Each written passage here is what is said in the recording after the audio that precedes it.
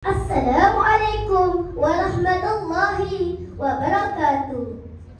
Makan ubi hari Jumaat, baca selawat Nabi, dapat syafaat. Jom sama-sama kita berselawat.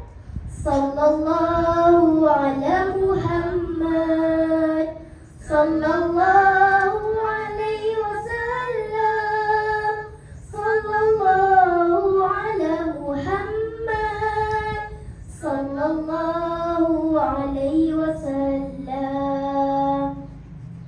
Alhamdulillahi rabbil alamin, wassalatu wassalamu ala rasulil amin.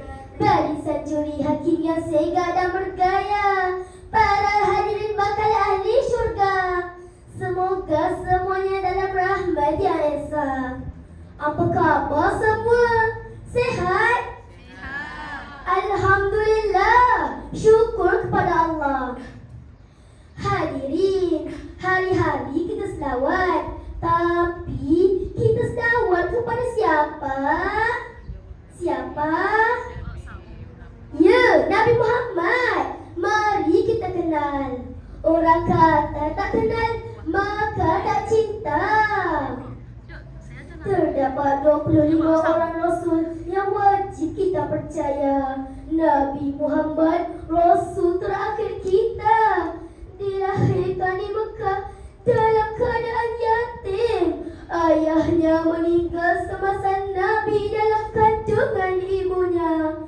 Kemudian ketika baginda berusia 6 tahun, ibu baginda pula meninggal dunia. Sedihnya. Sayyidina Abu Bakar, sahabat karib Rasulullah, membenarkan kata-kata, biarpun tiada siapa percaya.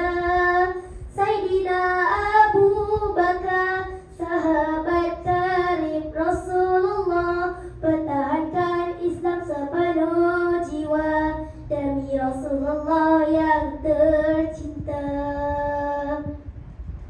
Para sahabat sangat menyayangi baginda. Contohnya, Sayyidina Abu Bakar sanggup berkorban apa saja untuk membantu dakwah Rasulullah sallallahu alaihi wasallam.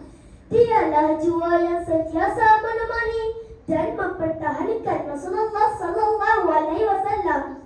Peristiwa di Gua Tur tatkala hijrah ke Madinah membuktikan kekuatan cinta Abu Bakar.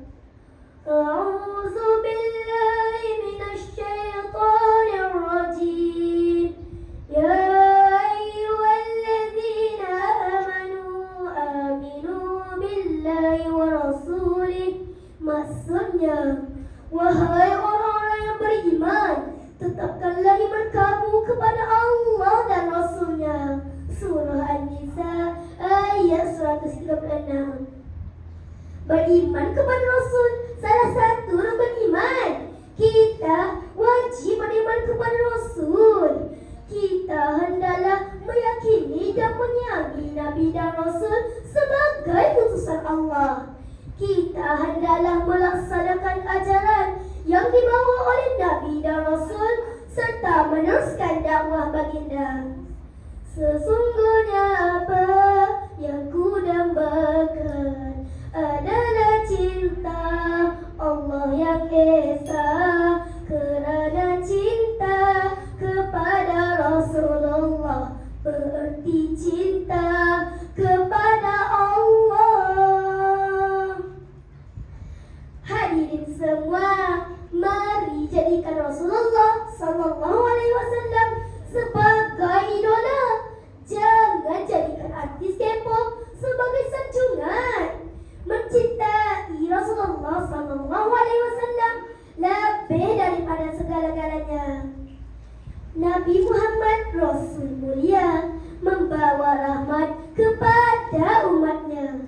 Ikutilah ajaran dan sunnah baginda, semoga syurga ganjarannya.